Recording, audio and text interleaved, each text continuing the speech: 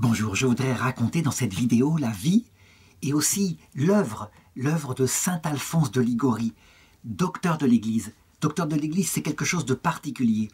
C'est un titre donné à quelques saints. Il n'y a pas beaucoup de femmes, il y a plus d'hommes qui ont marqué l'Église par leur rapport théologique, soit parce qu'ils ont apporté quelque chose de nouveau, soit comme saint Alphonse de Liguori, parce qu'ils ont rendu les choses simples, claires, adaptées à tout le monde et en même temps précises. Et c'est son cas. Avant de parler de son œuvre de docteur de l'Église, je voudrais donc raconter ce qui l'a amené à devenir prêtre, puis évêque, et puis à être canonisé, et enfin à être déclaré docteur de l'Église. Il faut bien se rendre compte que le caractère de saint est lié à l'héroïcité des vertus. Ça veut dire un comportement particulièrement plein d'amour et d'humilité dans l'exercice de sa charge au jour le jour. Eh bien, saint Alphonse de Liguori, lui, c'est à travers son enseignement de la théologie. Il sent que c'est là sa mission. Il a constaté qu'il avait ce talent de prédicateur, alors il le fait. Et il le fait jusqu'à épuisement, y compris dans les tribulations qui lui arrivent et que je vais raconter. Pourquoi les tribulations, les souffrances, les contradictions sont utiles? Parce que non seulement elles favorisent pour celui qui les subit l'humilité, mais elles manifestent aussi à l'extérieur quel est son cœur. Parce que le cœur des hommes apparaît au feu de la souffrance. C'est là qu'on voit qui est un homme. Alors évidemment, si on regardait la théologie et puis les fruits spirituels tels que je viens de les indiquer, donc la façon dont le saint s'est comporté extérieurement, on pourrait encore se tromper avant de canoniser. C'est pourquoi l'Église, tout en regardant cela dans son enquête, demande aussi à Dieu de confirmer le choix qu'il veut, à savoir de mettre comme visible sur les autels un saint quelconque. Et c'est le cas pour saint Alphonse. Je voudrais raconter une anecdote qui illustre ça. Ça se passe le 22 septembre 1774. Alphonse de Liguori est devenu un très vieil homme, perclus de rhumatisme, handicapé. Il est toujours dans sa chambre. Et à un moment donné, le pape Clément XIV vient à être mourant. Et il souffre, il est dans l'agonie. Sa plus grande angoisse, c'est qu'il a supprimé l'ordre des jésuites. Il l'a fait sur la pression, je dirais, des instances européennes qui croient que les jésuites sont un vaste groupe de comploteurs. La théorie du complot a fait cela. Et donc il a fini par céder. Ce qui fait que, comme il sait très bien qui sont les jésuites, qui en plus sont soumis entièrement à son obéissance, eh bien, il a peur. Il a peur pour son destin éternel. Il a peur du jugement dernier. Qui vient le confesser? Eh bien, un évêque. C'est l'évêque de Sainte-Agathe-des-Gaux, un petit diocèse en Italie, et qui l'accompagne. Or, au même moment, alors que cet évêque, c'est saint Alphonse de Liguori, qui est encore vivant sur terre, au même moment, il est présent dans son évêché à 200 km de distance. Ça veut dire qu'on est face à une bilocation, un miracle qui ne peut s'exercer que par la puissance de Dieu. Voilà le genre de choses qui fait que l'Église, évidemment, va finir par confirmer qu'on a affaire à un véritable saint voulu par Dieu sur les autels. Alors d'abord, qui est ce petit garçon qui naît le 27 septembre 1696 à Naples, en Italie? Eh bien, il naît dans une famille profondément chrétienne, comme va l'indiquer d'ailleurs le sort de presque tous les autres enfants qui vont naître de ce foyer. En effet, après le petit Alphonse qui est emmené évidemment pour être baptisé tout de suite après sa naissance, naît Antonio, 2 ans plus tard, qui deviendra plus tard bénédictin. Ensuite, il y a 2 jumelles, Magdalena et Barbara. Seule la petite Barbara survit et plus tard elle entrera au couvent Saint-Jérôme avec une autre sœur appelée Anna. Puis vient un frère, un prêtre, Gaëtan.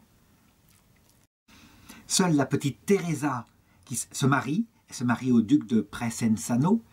Et enfin vient Hercule, le petit dernier qui naît en 1706. Bref, le fait que énormément se consacrent dans la vie religieuse, mais pas dans une vie religieuse mondaine, véritablement dans la vie religieuse, indique quelle qualité l'éducation chrétienne de ses enfants est donnée. Son papa est un noble italien qui passe son temps pratiquement sur des bateaux afin de faire la chasse aux corsaires qui infestent à l'époque la Méditerranée. Si bien que l'éducation, il la délègue à son épouse, la maman de saint Alphonse, Anna, qui, elle, leur donne cette éducation profonde, qui vient de sa foi. Donc la vie est entièrement rythmée par la prière, par les dévotions. Elle lui communique en particulier l'amour de la Sainte Vierge. Et à un moment donné, comme elle veut la meilleure éducation humaine et chrétienne pour ses enfants, eh bien, elle déménage. Elle va habiter du côté de Naples, et là, Alphonse est éduqué par un prêtre calabrais, dont Domenico Bonazzia. Évidemment, c'est une famille noble, donc ils ont de l'argent, si bien que cet enfant, il a un précepteur qui d'abord lui enseigne les bases, et ensuite un autre précepteur encore plus calé pour lui enseigner non seulement des matières profanes, comme tout ce qui concerne la littérature, mais aussi les données de la science de l'époque. Mais son précepteur, qui s'appelle Carmilieno Rocco, lui enseigne aussi des choses comme l'art, le sport, en particulier l'escrime, etc. Bref, c'est une éducation très complète, très éclectique, déjà à cette époque-là. Au plan spirituel, la maman Anna fait confiance aux prêtres de l'Oratoire, qui a été fondé par saint Philippe Néri après la réforme protestante. Ce sont des prêtres pieux et surtout marqués par la joie de leur saint fondateur, saint Philippe Néri, qui était comme ça, le saint de la joie. Si bien que cette formation va être toujours auprès de lui, il va faire sa première communion à 9 ans. À cette époque-là, à l'âge de 13 ans, on est réputé être adulte. En fait, on entre dans les études supérieures. Et donc, Joseph de Ligorie, donc le papa, rêve pour son fils d'une carrière de juriste. Il veut qu'il devienne avocat ou juge. Et donc, le fils accepte. Et donc, il entre à l'université en octobre 1708. Il passe l'examen d'entrée. Et il réussit. Il entre dans les études de droit. Alors, il y a du droit romain, mais aussi du droit civil et pénal napolitain. C'est une période très spéciale parce que, à cette époque-là, comme souvent d'ailleurs dans l'histoire de l'Église, il y a un conflit entre le pouvoir du pape et le pouvoir politique, du roi ou du chef de l'État. Si bien que c'est dans ce climat-là, avec ces polémiques entre qui dominera quoi, eh bien qu'il découvre la matière qu'il va ensuite pratiquer. Le pouvoir pontifical a tendance à s'accaparer des décisions sur le plan temporel, et le pouvoir temporel, quant à lui, voudrait bien s'accaparer parfois des décisions au plan spirituel, comme la nomination des prêtres, mais aussi des peines concernant le blasphème, etc. C'est là-dessus que porte le conflit, et saint Alphonse regarde les choses avec intelligence. Il se rend bien compte qu'il faut une distinction très nette entre le temporel et le spirituel, même si les deux doivent être en harmonie et collaborer au bien de tout le monde. Pendant ces années d'étudiant, eh bien, il garde des tas d'activités au service de l'Église. On ne peut pas dire qu'il s'amuse comme le font souvent les autres étudiants à cet âge-là. Et les années passent très vite, si bien qu'à 17 ans, il a fini d'étudier les bases du droit et il peut maintenant s'inscrire pour le doctorat. Donc les choses vont très très vite à cette époque-là. Mais il faut dire qu'il a une intelligence très vive, très claire. Et le droit qu'il fait, certainement, aura un rôle pour expliquer ensuite la clarté et la simplicité de ses exposés, qui fera de lui un docteur de l'Église. En tout cas, il se sert de tout. Il obtient évidemment une dispense. C'est assez facile avec l'entregent qu'a son père, parce que normalement, on ne peut pas passer le doctorat avant l'âge réglementaire de 21 ans. Donc il passe son doctorat brillamment, et pour exercer le métier d'avocat, à cette époque-là, il faut d'abord faire un stage de 2 ans auprès d'avocats qui sont confirmés, et donc il entre ainsi au stage auprès de don Andrea Giovene et de don Luigi Perrone. À 21 ans, ça y est, il est avocat indépendant, il peut plaider dans les cours, et là, il va le faire.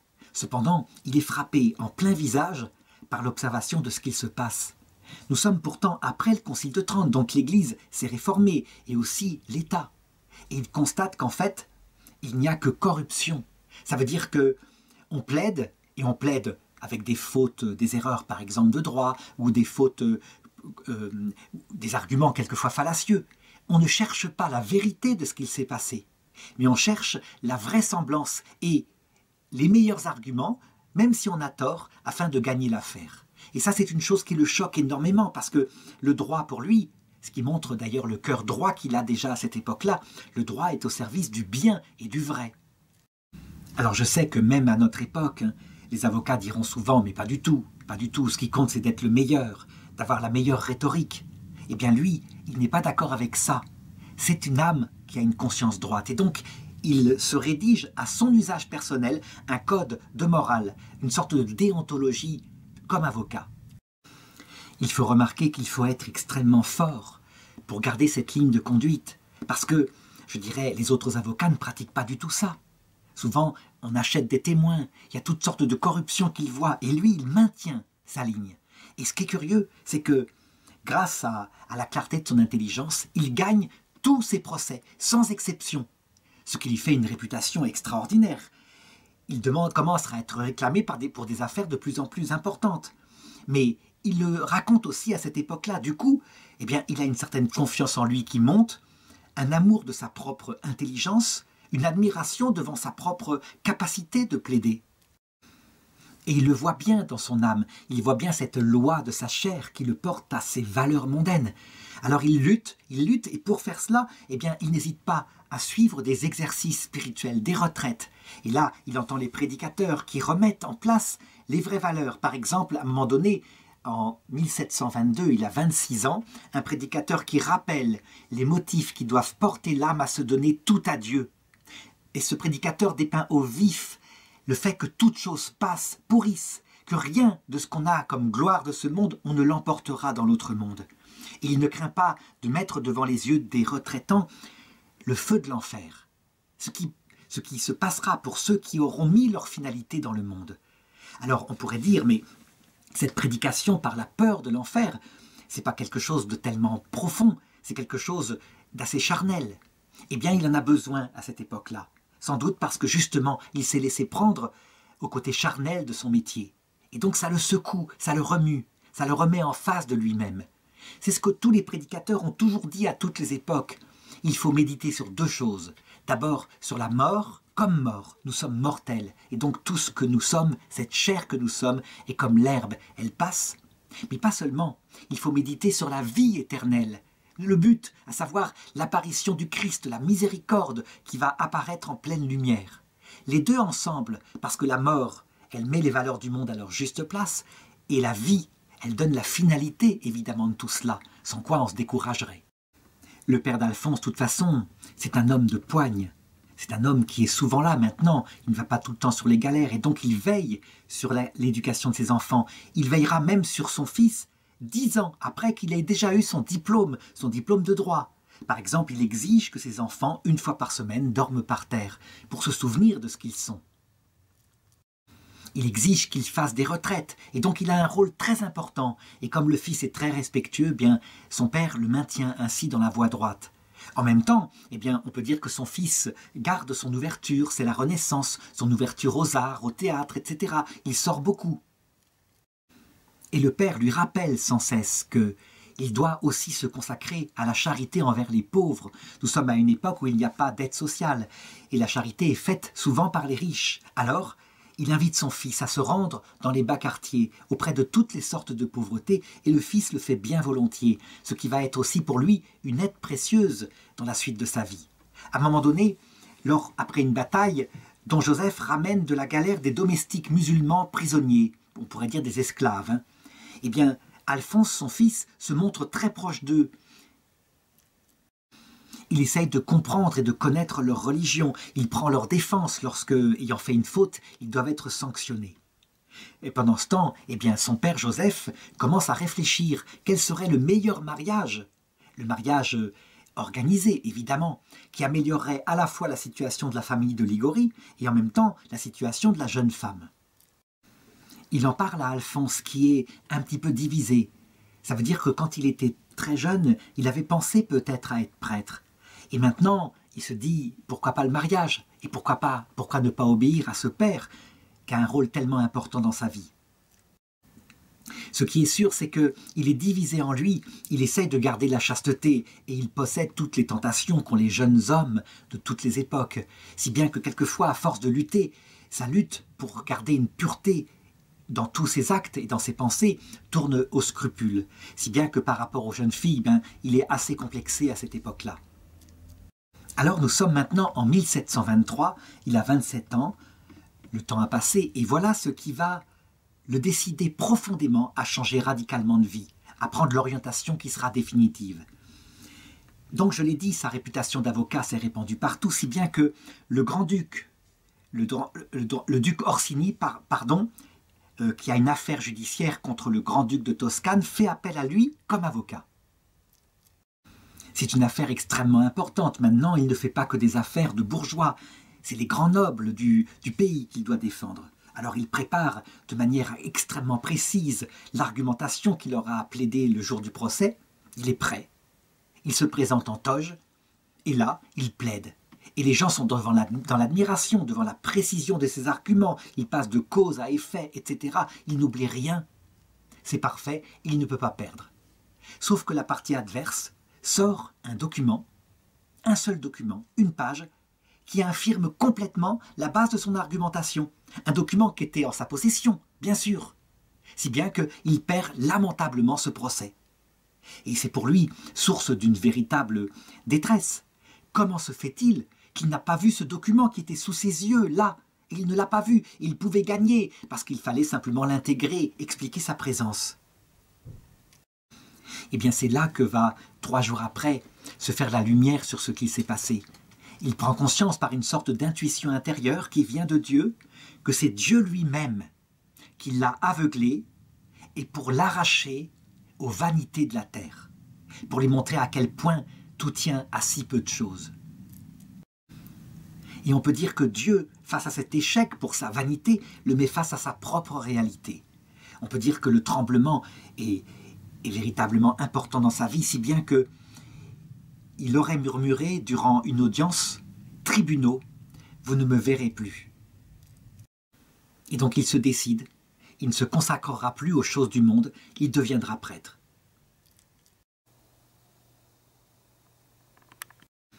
Et il l'écrira plus tard. Les banquets, les divertissements, le théâtre, tout ce à quoi je me donnais à l'époque sont les plaisirs du monde, mais les plaisirs amers, comme la bile et pointus comme des épines. Croyez-moi, je les ai éprouvés et j'en pleure maintenant.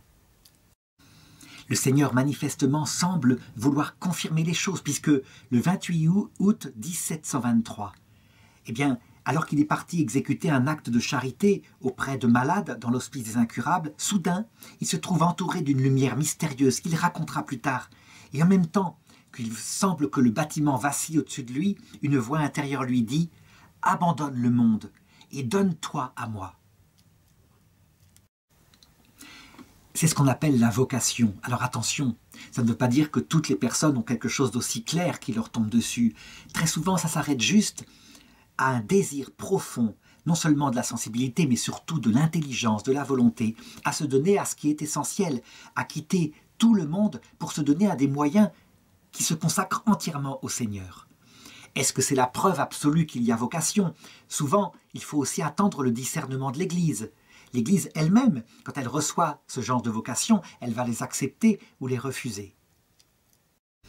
En l'occurrence ici, il y a ses parents qui évidemment ne veulent pas entendre parler de cette vocation, d'autant plus qu'il est le fils aîné, et donc ils se servent de leur entre-gens, si bien qu'il vient postuler auprès des oratoriens, donc l'ordre de Saint-Philippe Néri, et auprès des théatins qui refusent son entrée, sans doute à cause, évidemment, de l'intervention de son père.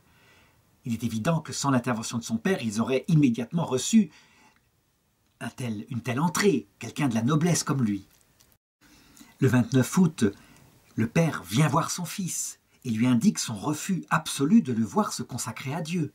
Et le fils lui répond non, sa détermination, il veut se consacrer à Dieu, si bien que le père entre dans une grande colère, parce qu'il prend cela comme étant un manque de respect à son autorité paternelle, et donc il le libère complètement, je dirais, de ses obligations filiales, bref, il le déshérite.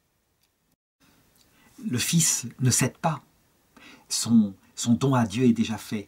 Il faudra l'intervention de Monseigneur Cavalieri pour trouver un compromis, une sorte de réconciliation entre son père et lui, et finalement il obtient qu'il n'entrera pas dans un ordre religieux, ce qui implique le vœu de pauvreté, mais qu'il entrera dans le clergé séculier, ce qui lui permettra tout de même de défendre les biens de la famille et de garder des biens matériels.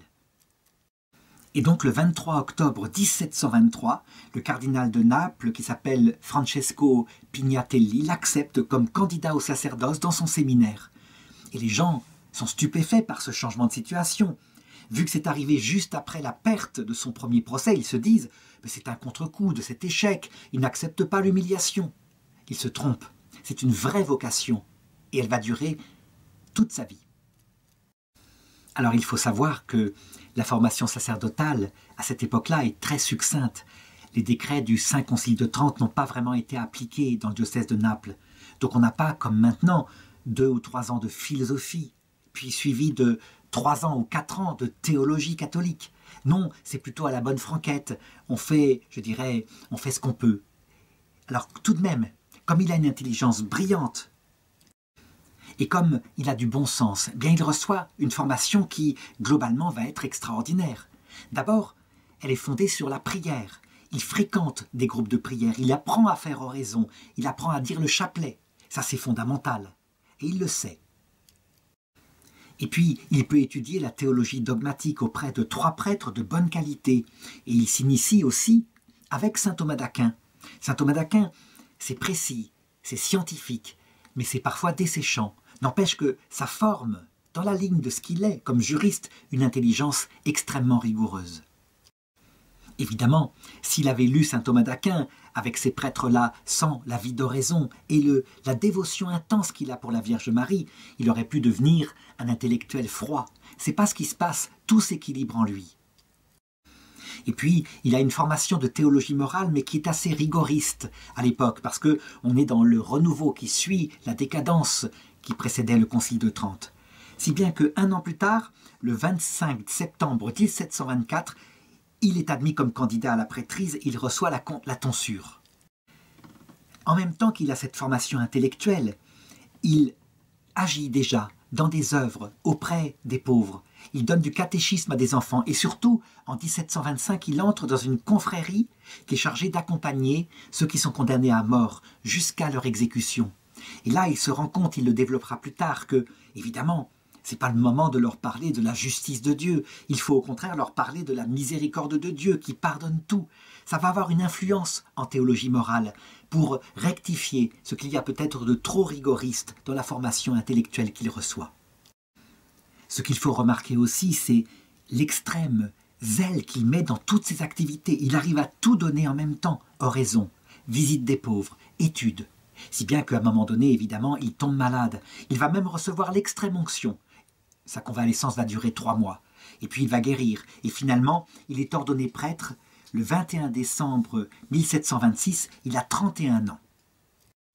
Alors évidemment, il n'arrive pas dans n'importe quel contexte. La situation de Naples, pour le sacerdoce, elle est spéciale. D'abord, il y a énormément de prêtres, beaucoup, et pour une raison qui n'est pas liée à la vocation, à la ferveur de l'époque, mais simplement parce que c'est un statut social. Et donc, avoir des bénéfices ecclésiastiques, je dirais avoir une certaine dignité, c'est quelque chose qui est possible en étant prêtre. Alors évidemment, comme beaucoup n'ont pas la vocation, il est certain qu'ils sont portés sur l'argent, mais aussi sur les femmes. Et donc, dans cette situation-là, il voit un clergé qui est parfois scandaleux, il le constate. Il n'est pas question pour lui d'entrer dans cette façon de faire. Il n'est pas devenu prêtre pour cela. S'il avait voulu se marier, il se serait marié. Et donc, il hésite. Il en parle à son père. Et son père, qui veut tout de même qu'il ait son statut, il n'est pas n'importe quel prêtre, il est le prêtre d'une famille noble, eh bien, il lui impose un domestique et aussi 60 ducats de rente. Évidemment, ce n'est pas ce qui lui plaît. Il veut la radicalité, il veut la pauvreté, si bien que très vite, il va renoncer à son droit d'aînesse pour le donner à son petit frère Hercule. Reste à savoir vers quelle vocation il va se diriger. Il est très tenté par la vocation contemplative. C'est la meilleure part, c'est celle qu'a choisie Marie. Donc quand elle était au pied de Jésus, elle l'écoutait.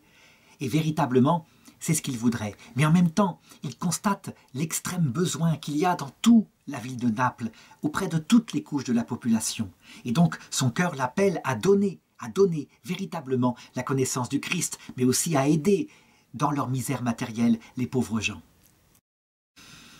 Depuis qu'il fait de l'apostolat, il s'occupait des enfants, etc., il a constaté qu'il avait un don extraordinaire pour la prédication. Ses paroles sont à la fois profondes, précises, illustrées par des histoires, si bien que les gens se pressent, ils viennent parce qu'ils comprennent ce qu'il dit. Et donc, en réfléchissant, il se dit que se reposer dans la vie contemplative, il pourra le faire plus tard, dans l'éternité, que maintenant certainement le Seigneur l'appelle à s'occuper de ses enfants. Et donc, il commence son apostolat là où est son talent, et il comprend qu'en enseignant la parole de Dieu aux âmes de tous les pauvres, en leur donnant le sens de cette vie, de cette dignité qui les attend dès cette terre par la présence de l'Esprit Saint dans leur cœur et dans l'autre monde, il va leur donner une grande dignité. Il va faire qu'ils vont, je dirais, devenir des hommes pour qui le Seigneur est mort. Alors il se met à prêcher dans toutes les couches populaires de la population de Naples. Et ça fonctionne. Les gens se mettent à prier, ils changent leurs mœurs, ils le constatent.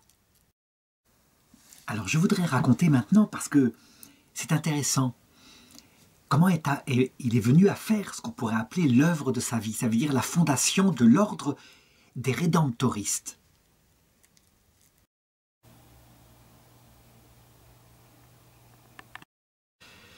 Ça s'est fait par des voies étranges. Ça veut dire que quand on regarde les choses de ce côté de la terre et non pas du ciel, on a l'impression que ce sont des circonstances complètement aléatoires, comme des rencontres. Et puis, on soupçonne, au bout d'un certain temps, la trace des anges gardiens, la trace de l'Esprit Saint.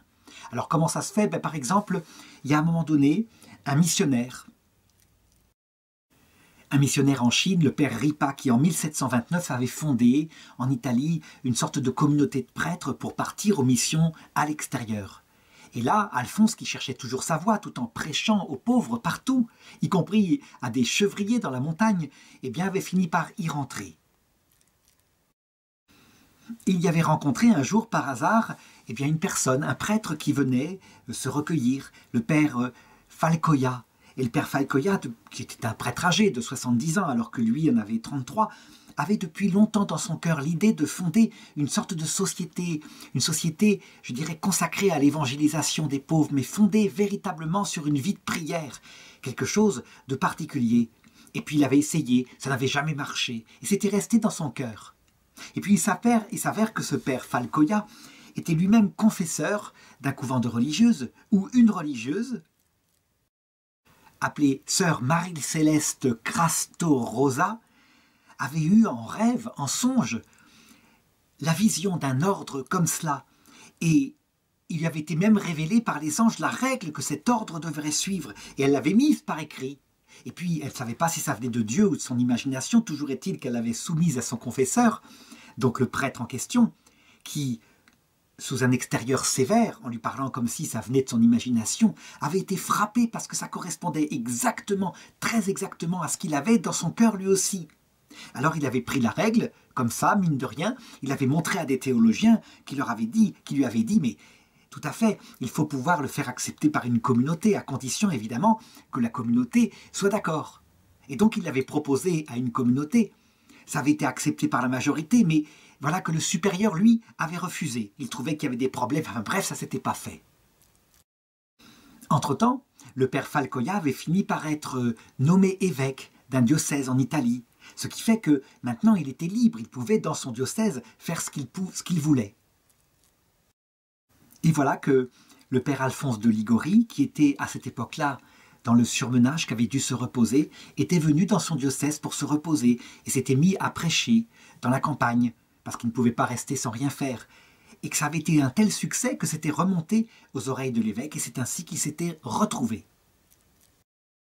Eh bien, l'évêque Falcoya, voyant cette espèce de missionnaire extraordinaire, avec une parole à la fois de feu et si simple, eh bien, c'était le prêtre qu'il lui fallait, et il lui propose de créer l'ordre consacré au Rédempteur, et pour la rédemption des hommes, il le crée, et les vocations commencent à arriver.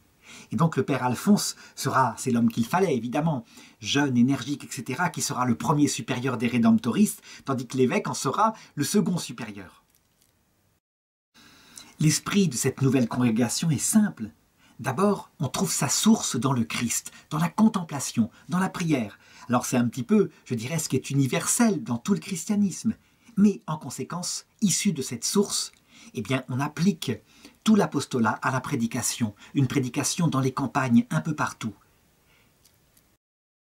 On pourrait dire que tout tient en cette phrase « À quoi sert-il de vouloir enflammer les âmes pour le Christ si on n'entretient pas en soi-même le feu divin ?» Alors qu'est-ce qu'il y a en plus de tous les autres ordres, comme les dominicains qui existent aussi à cette période-là? Eh bien, il y a le père Alphonse de Ligorie. Ça veut dire qu'il n'est pas un intellectuel de très très haut niveau comme saint Thomas d'Aquin. Il n'est pas non plus, je dirais, un affectif pur comme saint François d'Assise. Il est les deux. Un intellectuel précis avec un cœur en feu. Et c'est cet esprit-là qu'il communique à ses enfants, à ses pères, à ceux qui rentrent dans sa communauté. Et c'est l'esprit qui, évidemment, marche le mieux auprès des braves gens, des pauvres gens, de ceux qui, comme à l'époque de Jésus, ont besoin d'entendre la parole de Dieu de manière à la fois intelligente et simple. Alors attention, il ne faut pas croire que ça s'est fait comme ça si simplement. Bien au contraire. À l'intérieur sont entrées de fortes personnalités, des personnes qui ont une idée très précise du charisme que doit avoir la congrégation des rédemptoristes. Alors il y a des divisions. Par exemple, Vincent Manarini, qui est un ami très proche, qui est rentré, a une idée très précise et il s'oppose aux décisions de saint Alphonse de Ligorie et aussi de l'évêque Falcoya. Et puis la sœur Marie-Céleste elle-même, elle pense que ça ne correspond pas à ce que l'Esprit Saint lui a suggéré. Et donc elle finit par quitter les choses et elle va fonder à Foggia un couvent où elle doit mourir d'ailleurs en odeur de sainteté. Eh bien, dans toutes ces vicissitudes, Alphonse de Ligorie tient bon. Et comme c'est lui qui a le charisme et le talent, envoyé par l'Esprit Saint, eh bien, les entrées se multiplient dans la congrégation qu'il a fondée. Et il la centre principalement sur une chose, être missionnaire, annoncer la parole de Dieu, faire des missions dans les campagnes un peu partout. Et il se met à parcourir les campagnes italiennes de 1726 à 1752. Et ce qui caractérise, outre la simplicité de la prédication dont j'ai parlé, les sacrements, la confession, c'est qu'ils reviennent. Ils passent dans les plus petits des villages, mais ils reviennent quelque temps plus tard. Ce qui fait que la foi qui a peut-être pu s'enflammer un premier temps, elle est réenflammée un second temps et elle finit par se stabiliser. Donc des églises vivantes apparaissent ici et là. Ce qui est extraordinaire aussi, c'est qu'il ne prêche pas d'abord aux riches, il prêche aux pauvres. L'âme d'un pauvre vaut autant que l'âme d'un riche, mais personne ne s'était occupé de l'âme des pauvres. Et alors il écrit « Une affaire dépasse en importance toutes les autres.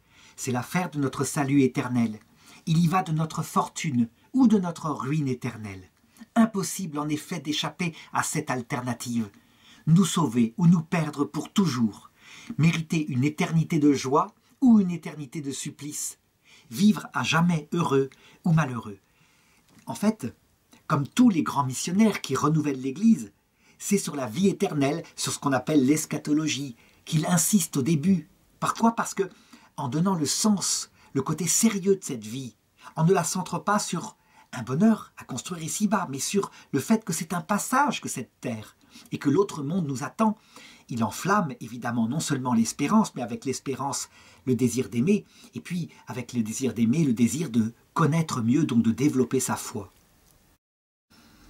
Et ces paroles sont très simples, très logiques, et en même temps il a ce ton, ce charme, qui fait que les gens, bien, quand ils le voient, ils ont envie d'aimer et de croire. Il le dit par exemple, c'est chose étonnante. Il n'y a personne qui rougisse d'être taxé de négligence. Pardon, je me trompe. Chose étonnante. Il n'y a personne qui ne rougisse d'être taxé de négligence dans les affaires du monde. Donc, quand on dit à quelqu'un qui ne s'occupe pas assez de son métier, etc., eh bien, effectivement, il rougit. Et il y en a tant qui ne rougissent pas de négliger la plus importante de toutes, à savoir l'éternité. Affaire importante, affaire unique, affaire irréparable. Assurément, le comble de l'erreur, c'est de méconnaître l'importance du salut éternel. Et c'est par conséquent le comble du malheur que de manquer son salut. À tout autre mal, il y a un remède. On perd une somme d'argent, mais il y a moyen d'en gagner une autre. On perd son emploi, mais il se peut qu'on le recouvre.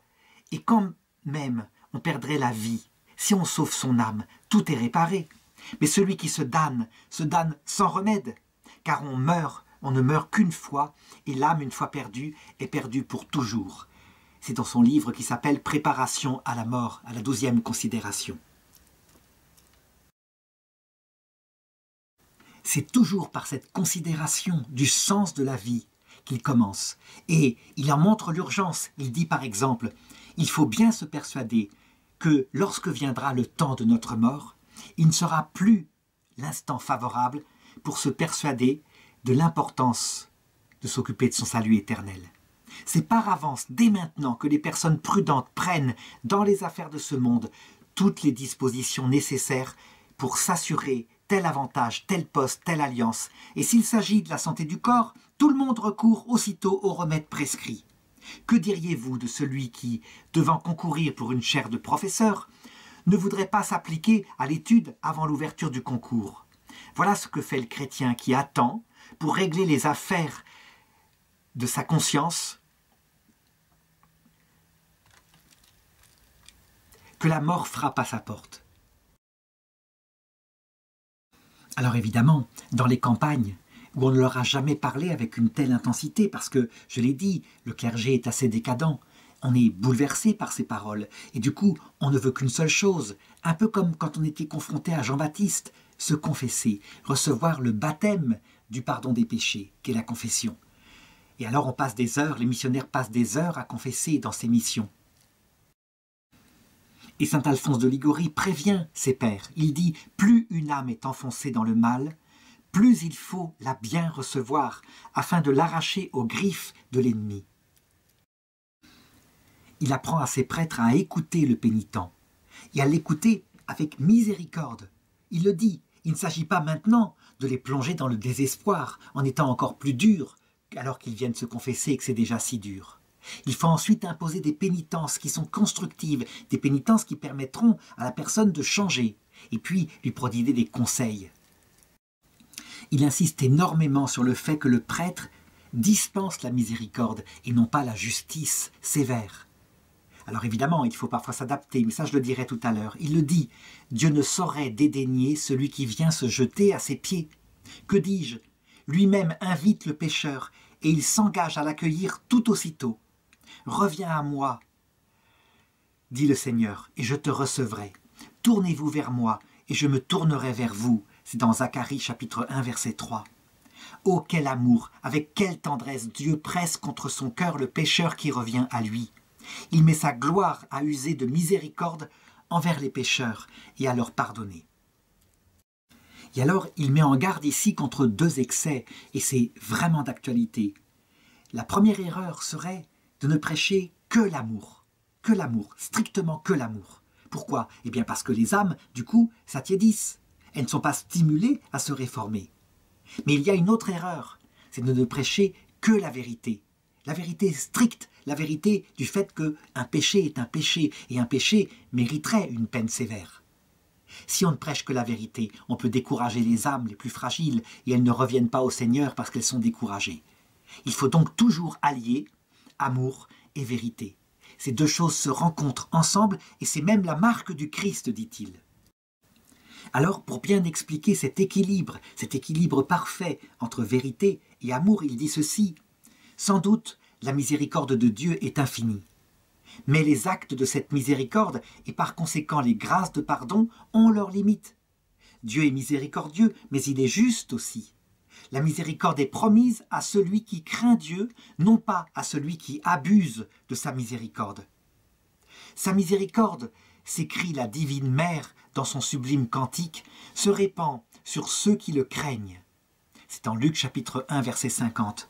Quant aux obstinés, ils sont menacés de sa justice. Or, dit saint Augustin, si Dieu ne trompe pas quand il promet, il ne trompe pas non plus quand il menace. Fidèle dans ses promesses, il l'est également dans ses menaces. Ce n'est pas Dieu, mais le démon qui vous pousse au péché par l'espoir de la miséricorde. On pourrait dire en fait que il a compris la nature humaine. La nature humaine, elle est partout la même. Trop de sévérité écrase. Et c'est pareil quand on a un prof qui est extrêmement sévère. Mais trop de laxisme, c'est le bazar dans la classe. Et les élèves qui, eux, ont un cœur naturellement simple, n'aiment pas les profs trop laxistes ou les profs trop sévères. Ils aiment quand amour et vérité se mettent ensemble. Donc ce que je viens de lire là, c'est dans la 17e considération. Alors évidemment, c'est un portrait de Dieu qui est tellement fidèle, qu'il donne, tellement équilibré. Mais il reste à savoir comment est-ce que, dans l'âme des fidèles, je dirais, cette connaturalisation avec Dieu va se faire? Quel est le moyen le plus important? Eh bien, il le dit. Et là, il rejoint les plus grands mystiques comme Sainte Thérèse d'Avila, docteur de l'Église. Le grand moyen, c'est la prière. Et c'est pourquoi son livre qui s'appelle « Le grand moyen de la prière », il le dira, c'est le plus important de mes livres. Et il a raison. La prière, c'est comme l'amour qui s'exprime pour Dieu, et donc à force de fréquenter Dieu par la prière. Et il ne s'agit pas simplement de la prière de demande, hein. C'est une prière contemplative, le fait de vivre avec lui, de contempler ce qu'il a fait quand il est venu sur terre, de le faire vivre en son cœur en lui parlant. Donc toute cette prière-là, qui est une réciprocité d'amour, elle va peu à peu identifier l'âme à celle du Christ. Et il explique dans ce livre pourquoi la prière est fondamentale, plus fondamentale même que les sacrements. Elle leur donne sens en fait, hein. Il le dit, l'âme humaine, en raison des conséquences du péché originel, est attirée vers le mal. Et l'homme ne peut pas par ses propres moyens y résister en tout temps. En effet, seule la grâce de Dieu rend possible l'observation de tous les commandements qui sont nécessaires au salut. Et il écrit, cette fréquentation de Dieu provoque l'effet, tous les effets de la grâce.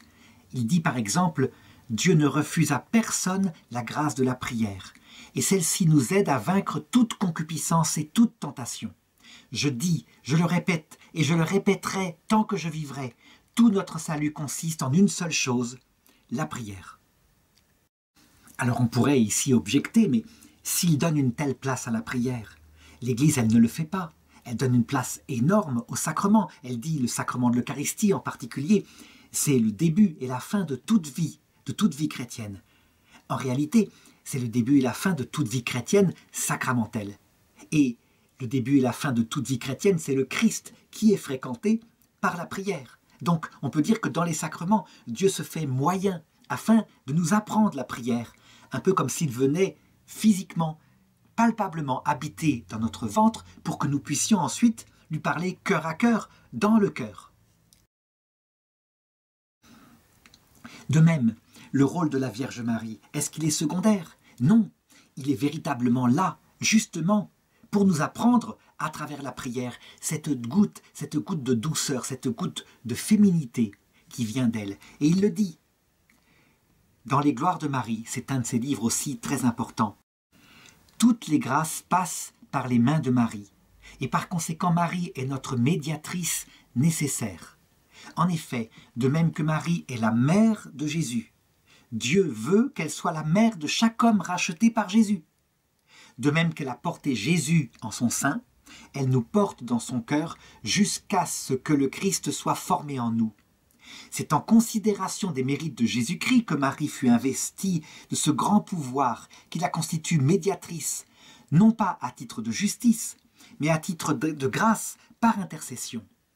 Donc, attention, on pourrait dire que cette grande spiritualité mariale qu'il va établir, véritablement, et qui est devenue quelque chose d'habituel maintenant, eh bien, elle n'infère pas le fait, comme le disent les protestants, que le Jésus-Christ est le seul médiateur, le seul intercesseur.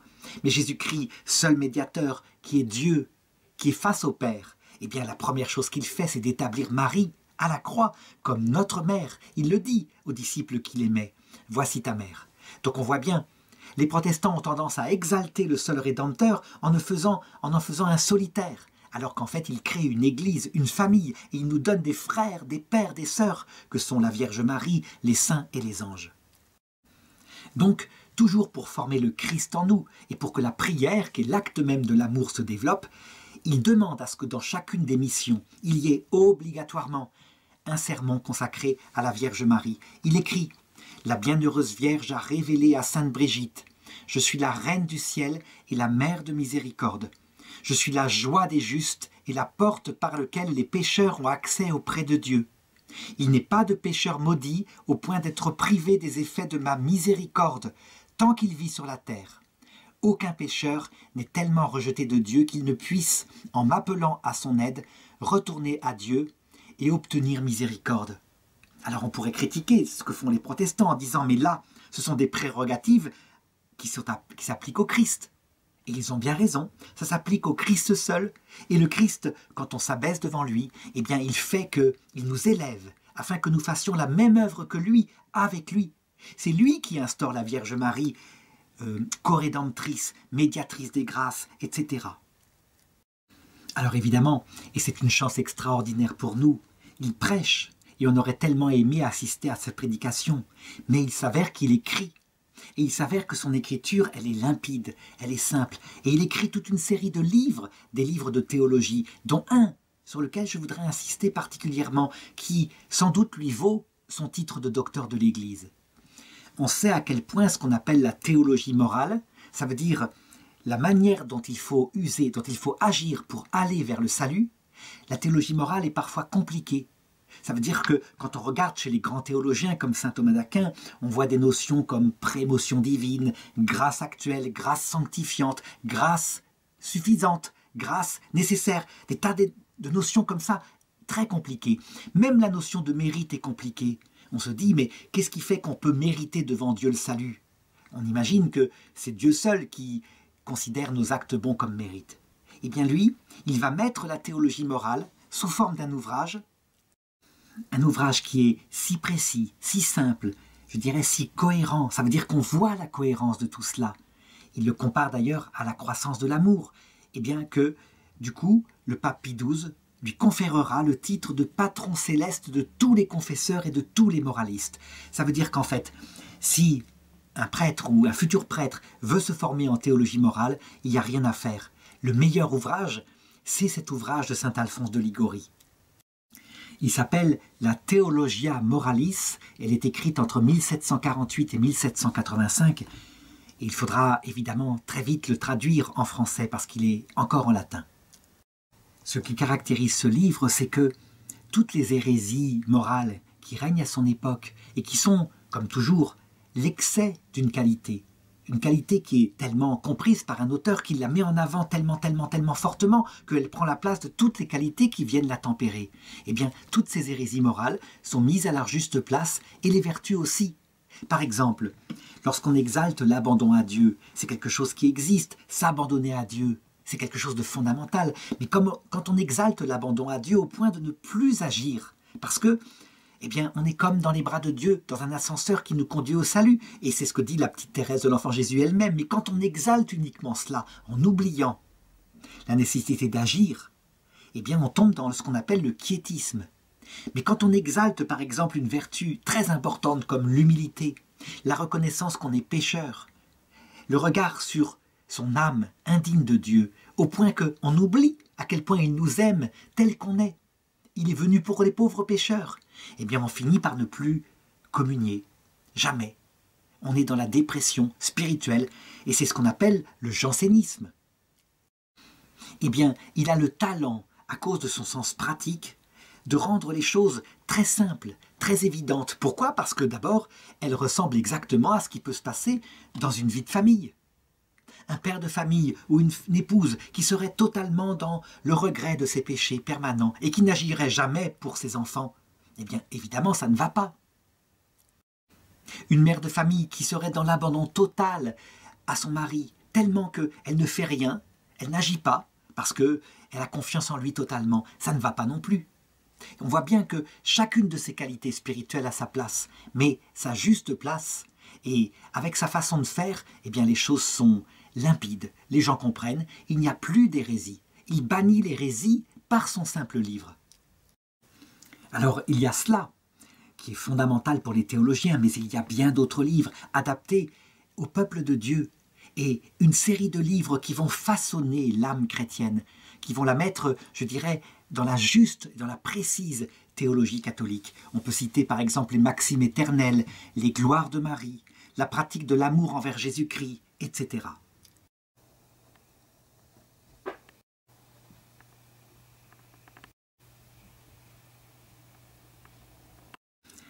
Beaucoup de ces œuvres ont été traduites et se trouvent dans le commerce, et il faut véritablement s'y attacher, parce qu'on a, je crois, un sommet pratique, vivant, simple, facile à lire, de ce que peut être la spiritualité catholique. Alors, il est capable, dans sa brillante intelligence aussi, de descendre jusqu'aux actes simples de la dévotion populaire, donc de la théologie très pratique, Et puis, la dévotion populaire, comme par exemple sa neuvaine de Noël, ses réflexions sur la Passion, les visites du Saint-Sacrement, et surtout la pratique de l'amour envers Jésus-Christ. Chacun de ses ouvrages parle par lui-même. Là, il adapte aux petites gens, avec la dévotion populaire, il adapte l'acte concret de la vie, afin que, simplement, par ses moyens, ils entrent dans la vie de la prière. Il a des livres du style aussi la manière de converser avec Dieu, l'uniformité avec la volonté de Dieu. Enfin, les titres parlent par eux-mêmes. Alors évidemment, un tel talent qu'il a, il est rempli de toutes les grâces. Théologien, prédicateur, enflammeur des cœurs, eh bien, font que son institut grandit. Mais évidemment, quand quelque chose grandit, il ne faut pas s'étonner que d'abord il y a la jalousie des instituts qui n'ont pas une telle réussite, et puis il y a l'action du démon qui appuie sur ces instincts de notre nature humaine. Et donc les contradictions ne vont pas lui manquer. Par exemple, en 1752, il a 56 ans, le roi des deux Siciles, qui s'appelle Charles III, décrète la spoliation de tous les biens de l'Institut, en les faisant passer aux mains des évêques.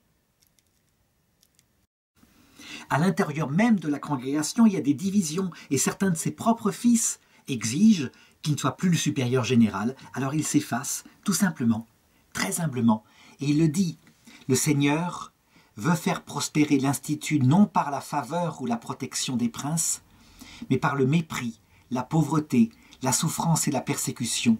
Quand avez-vous vu les œuvres de Dieu commencer au milieu des applaudissements?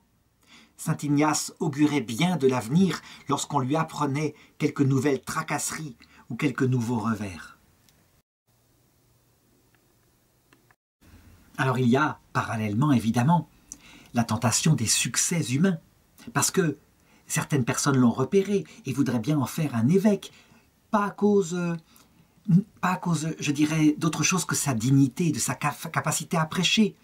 Alors il voudrait lui faire ce cadeau. Par exemple, le roi de Naples, en 1747, avait déjà voulu faire de lui un évêque, l'évêque de Palerme, et il avait réussi à refuser cette charge. Et bien en 1762, cette fois il ne peut plus reculer, on décide de le faire évêque de Sainte-Agathe-des-Gaux, un tout petit diocèse à côté de Naples, à quelques kilomètres de la route de Naples à Capoue. On peut dire que c'est un diocèse qui ressemble à un champ en friche. Il y a 30 000 fidèles, donc c'est très peu, mais surtout, il y a 400 prêtres plus ou moins relâchés, plus ou moins en couple, plus ou moins s'occupant de leur jardin et de leurs richesses. Il y a tout de même une série de petites maisons religieuses, elles sont au nombre de 17, mais pareil, parfaitement décadentes et relâchées. On pourrait dire que c'est un travail presque désespéré, que d'être nommé là, c'est finalement comme une sinécure, comme si on l'éloignait des charges qui jusqu'ici ont fait son succès. Eh bien, il prend cette charge à bras-le-corps. On veut faire de lui un évêque, il le sera. Puisqu'il a toute liberté de prêcher, il prêchera. Et il fait venir ses frères et ses pères, et il passe de paroisse en paroisse. Et les cœurs peu à peu se convertissent, et la ferveur revient. Attention, ça ne se fait pas sans lutte. Plus d'une fois, certains qui sont furieux parce qu'il a fait fermer des estaminets ou des choses comme ça, essayent de le faire assassiner. Pendant 13 ans, il va rester comme ça, à agir à la tête de son diocèse, en priant, en pleurant, en suppliant le Seigneur de l'aider et en agissant par sa prédication. Et ça va être efficace. Il paye de sa propre vie. C'est là qu'on voit qu'il n'est pas qu'un prédicateur brillant, il est un saint. Par exemple, à un moment donné, il y a une émeute en Italie, c'est en 1764, et voilà que le syndic de Sainte-Agathe manque d'être lapidé par le peuple qui est en furie. Eh bien, il va au milieu du peuple, il arrête le peuple, il est prêt à offrir sa vie afin de sauver la vie du syndic. Quand les gens le reconnaissent, qu'ils voient que c'est leur évêque, évidemment, aussitôt la fureur du peuple tombe et l'homme est sauvé. Mais c'était de justesse.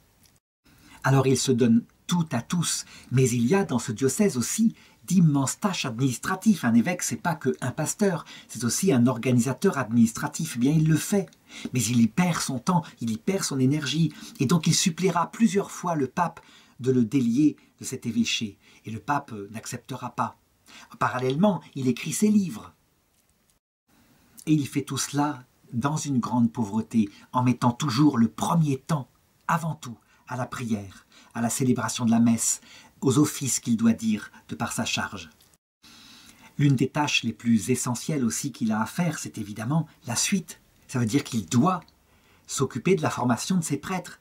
Il doit donc pour cela réformer le séminaire, et c'est pas facile. Il y a des mauvais profs. Il faut donc ne pas hésiter à les changer. Il doit renouveler les choses. Eh bien, il le fait, quitte à malheureusement s'attirer parfois la haine de certains qui ne lui pardonneront jamais. Mais tant pis, il le fait, c'est essentiel.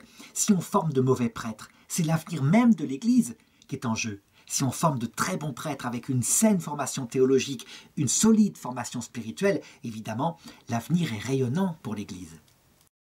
Une des choses très actuelles, c'est par exemple le rétablissement de l'absolue observance dans le respect et dans la beauté des normes liturgiques. À son époque déjà, il y a cette idée qu'il faut, pour attirer le peuple, innover, etc.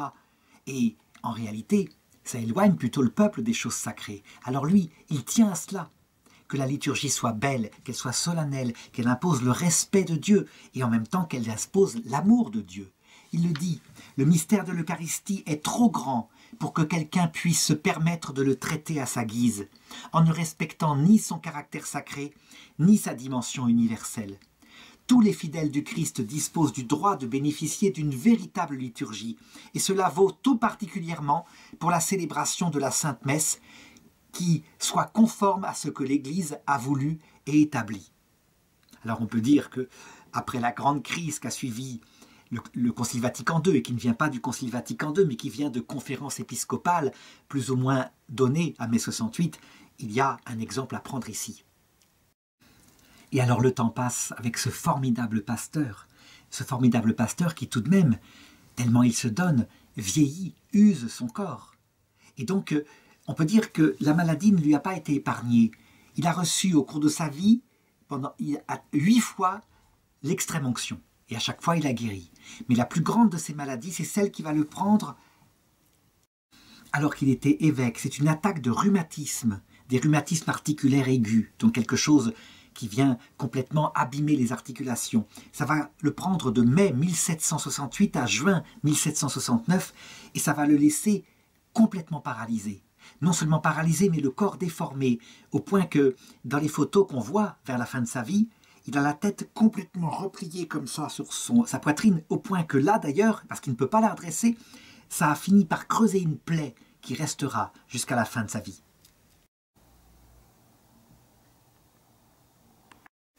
Alors évidemment, les médecins sont appelés à son chevet, ils essayent avec des outils d'orthopédie de redresser un petit peu sa tête, mais c'est très difficile, et on peut dire que pendant 19 ans, jusqu'à la fin de sa vie, il sera obligé de se nourrir avec une sorte de tube et d'aspirer, il ne pourra plus manger quelque chose de dur. Un moine augustin qui se rend compte de ce qui lui arrive, et qui se rend compte qu'il ne peut presque plus dire la messe, va avoir assez de sens pratique pour lui inventer un système de chaise afin qu'il puisse tout de même porter le calice à ses lèvres et qu'il puisse ainsi célébrer la messe. Évidemment, devant un tel handicap grave, eh bien, il demande à être dispensé de son rôle d'évêque. Les papes n'accepteront pas, ni Clément XIII, ni Clément XIV. Ils l'obligent à rester à son poste.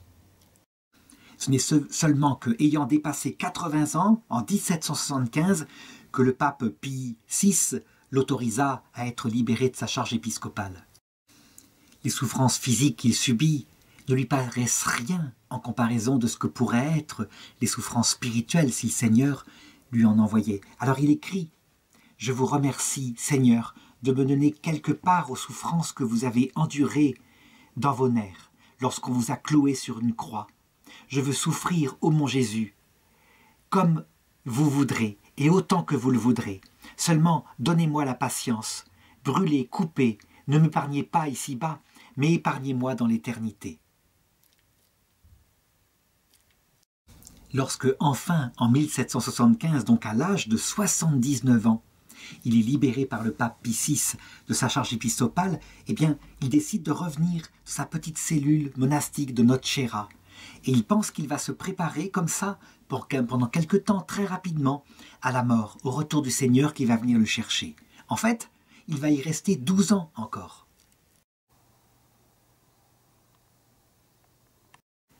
il pensait se préparer dans la paix à la venue du Seigneur et que sa congrégation était dans de très bonnes mains. En réalité, il va être confronté à toutes sortes de soucis.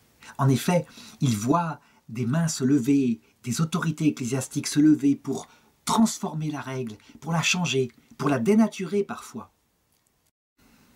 Et les frères, confrontés à ça, eh bien, se divisent. Ils se divisent forcément. Certains sont pour la règle originelle, élaborée par saint Alphonse de Liguori. D'autres sont pour les changements, si bien que c'est source pour lui des souffrances qui sont beaucoup plus fortes que les souffrances physiques qu'il a, les souffrances intérieures, l'angoisse pour ses fils. Alors je ne veux pas rentrer ici dans les détails des pressions sous-jacentes, de l'influence des rois, des pouvoirs civils, des religieux qui le trahissent. Toujours est-il que lui, qui est si vieux, eh bien on finit par lui apporter une nouvelle règle qui est complètement défigurée. Il n'y a même plus de vœux de religion. Et lui, si âgé, presque aveugle, presque incapable de lire, eh bien on le force à mettre sa signature, si bien que beaucoup le critiquent en pensant que lui-même a trahi, alors que tout là-dedans, ce sont des forces humaines et peut-être même le démon qui agissent. Lui, saint Alphonse de Liguori, se contentait de pleurer et de regretter tout ce qui se passait. Il ne savait pas quoi faire, trop âgé pour agir. Et est-ce qu'il fallait s'en remettre au Saint-Père, au pape Pie VI, qui était à Rome? Le pape Pie VI vit bien qu'il y avait là un grand danger et que le père Alphonse lui-même n'était plus assez fort, assez lucide pour prendre des décisions. Alors il décida d'arrêter tout changement dans la règle et de prendre sous sa protection les maisons qui étaient établies dans le diocèse et dans les états pontificaux. Et finalement, il trancha et il décida que ces maisons-là, qu'avait gardé la règle primitive, donc dans les états pontificaux, étaient les seules maisons rédemptoristes authentiques, que les autres étaient d'autres congrégations qui avaient fait sécession. Et il établit comme supérieur, à la place même de saint Alphonse de Liguori, qui était trop âgé, le père François de Paule, et il décida qu'il serait supérieur à la place de ceux qui, étant les supérieurs suprêmes de la dite congrégation, ont, avec leurs disciples, adopté un nouveau système essentiellement différent de l'ancien et ont abandonné l'institut dans lequel ils avaient fait profession, cessant ainsi d'être membres de la congrégation. Et c'est ainsi que le pape Pie VI sauva les rédemptoristes. Évidemment, le procédé paraissait cruel parce que saint Alphonse de Liguori, lui, si âgé, eh bien, se trouvait par la même situation exclu de propre ordre qu'il avait fondé. Eh bien, il reçut ça dans la prière et pendant 7 ans, il vécut ainsi, séparé de sa congrégation, puis il mourut. Mais c'était une chose juste qu'il acceptait parce que sa congrégation, en fait, elle était sauvée. Alors on pourrait se dire, mais pourquoi de telles épreuves? Pourquoi de telles épreuves comme un dépouillement total? Eh bien, il le savait, il l'avait assez prêché. Le Seigneur était en train de s'occuper de sauver son âme, en lui retirant toutes les richesses qu'il avait reçues pour les donner aux autres, mais qui risquaient évidemment de faire de lui un riche. Et comme il est difficile à un riche d'entrer dans le royaume des cieux. Alors, juste avant sa mort, le Seigneur décida d'achever la purification de son âme en lui imposant pendant 3 ans ce qu'on appelle une terrible nuit de l'esprit. Ça veut dire une épreuve intérieure qui fait que, pour soi-même, on ne comprend plus ce que le Seigneur nous veut. Et on a su ce qu'il avait vécu, il le raconte. Il avait des tentations effrayantes contre chacune des vertus, et elles se succédaient devant lui, et en même temps que des apparitions diaboliques, des illusions et des scrupules terribles, avec des tentations de désespérer. Tout cela faisait de sa vie un véritable enfer. Alors, ce genre de nuit, on peut se demander, mais est-ce qu'elles ne viennent pas plutôt du démon? Le démon s'acharne contre une telle âme. Eh bien, le démon ne pourrait rien faire si Dieu ne lui permettait d'agir. On peut être sûr, parce que, pour des raisons très profondes, nul ne peut voir Dieu sans mourir à soi-même, qu'en fait, le Seigneur lui fit faire son purgatoire sur terre, mais qu'on a là l'image exacte de ce qu'il se passe pour les âmes qui, arrivées dans l'autre monde, doivent se purifier des restes de leur orgueil dans le purgatoire que décrit sainte Catherine de Gênes. C'est exactement ça. Donc ce sont les épreuves les plus terribles. La souffrance corporelle qu'il a n'est rien en comparaison de ce qu'il a vécu ici. Finalement, la paix intérieure lui revient d'un coup, le 1er août 1787. Comme sonnait l'Angélus de midi, Alphonse de Liguori reçut paisiblement sa récompense. Il avait presque terminé sa 91e année. Juste avant qu'il ne meure, on lui avait apporté le Saint Viatique, ça veut dire l'Eucharistie, et il s'écriait, ce grand vieillard, mon Jésus, ne me quittez pas. Et le 1er août, en tenant sur son cœur le crucifix et l'image de Marie, il s'endort doucement dans le Seigneur, au moment où la cloche du couvent sonne l'Angélus. Lorsque quelques jours plus tard, le pape Pie VI apprit sa mort, eh bien, il s'écria, c'était un saint, et tous les gens le pensaient.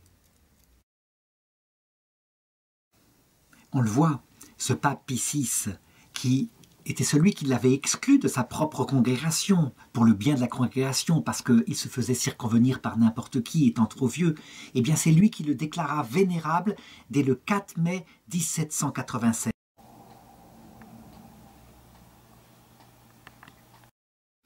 Ensuite, ce fut son successeur, le pape Pie VII, qui en 1816 le béatifia.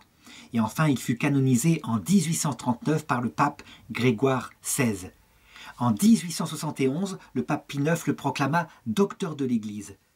Je voudrais lire maintenant un petit extrait de la vie du Saint-Pape Jean-Paul II, le 1er août 87, qui, me semble-t-il, résume ce qu'il était. La popularité de notre saint repose sur sa concision, sa clarté, sa simplicité, son optimisme, son affabilité, qui va parfois jusqu'à la tendresse. À la racine de cet amour du peuple qui est le sien, il y a l'angoisse du salut éternel. Se sauver soi-même et sauver les autres. Et il désire ardemment non seulement le salut, mais la perfection jusqu'à la sainteté. C'est pourquoi son action pastorale n'exclut personne, il écrit à tous, il écrit pour tous.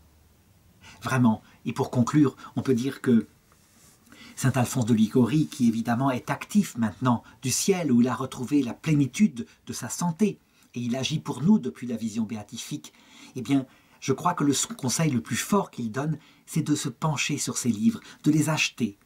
Et en particulier, je dirais, les gloires de Marie, qui a été, je dirais, le trésor de son cœur, même si l'Église a toujours dit que pour les théologiens, c'est son traité de théologie morale, qu'il faut qu'il travaille, surtout en ces temps où tout est un peu mélangé.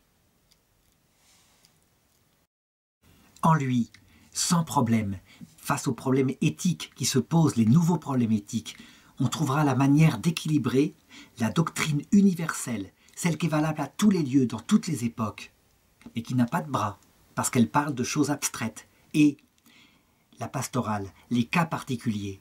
Il est capable de réunir simplement les deux pour faire, je dirais, un confesseur de terrain, un conseiller spirituel de terrain, véritablement formidable. Il est d'ailleurs leur patron, comme je l'ai dit plusieurs fois.